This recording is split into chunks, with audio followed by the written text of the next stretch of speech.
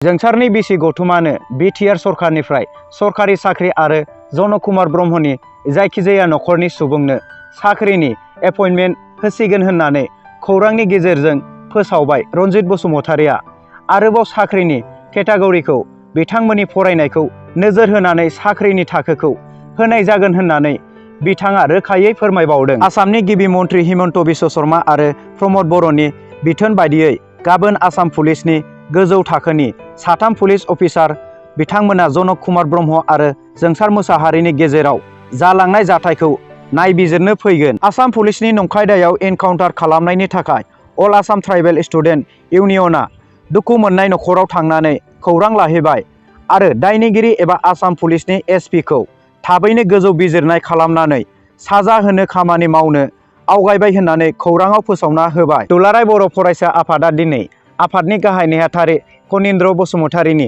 दैदेननायाव थांनाय 18 सेप्तेम्बर खालाराव सारभारि हालामनि सालगुरि गामिनि थागिबि जोंसार मोसाहारिया आसाम पुलिसनि आखायाव दाय गैयाब्लानो जिउ खोमानांनाय नखराव थांनानै खौरां लादों। मख'जाथावदि जोंसार मोसाहारि आरो जनक कुमार ब्रह्मनि सायाव थार बिजिरनाय मोनागौमानि एबसुआ जिरायनानै थानाय नङा होननानै मिरु एबसुनि गाहाय नेहाथारि कनिन्द्र बसुमतारिया बुङो।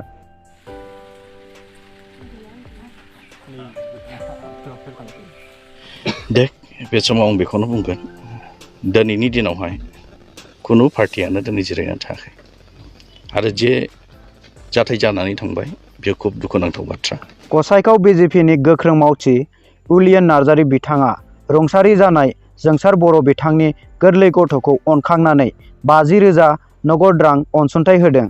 दिनैनि थाखाय भिडिअआ एसेनोसै। नोंथांमोना भिडिअखौ मोजां मोनदोंबा अननानै लाइक आरो शेयार खालामलांदो आरो नोंथांमोना चेनेलाव गोदानबा चेनेलखौ साबस्क्राइब खालाम, लोगोसे बेल आइकनखौबो थुना हो जाहाथे नोंथांमोननिसिम नटिफिकेसन मोनहैयो। नोंथांमोननिसिम जोबोद जोबोद गोजोननाय थाबाय।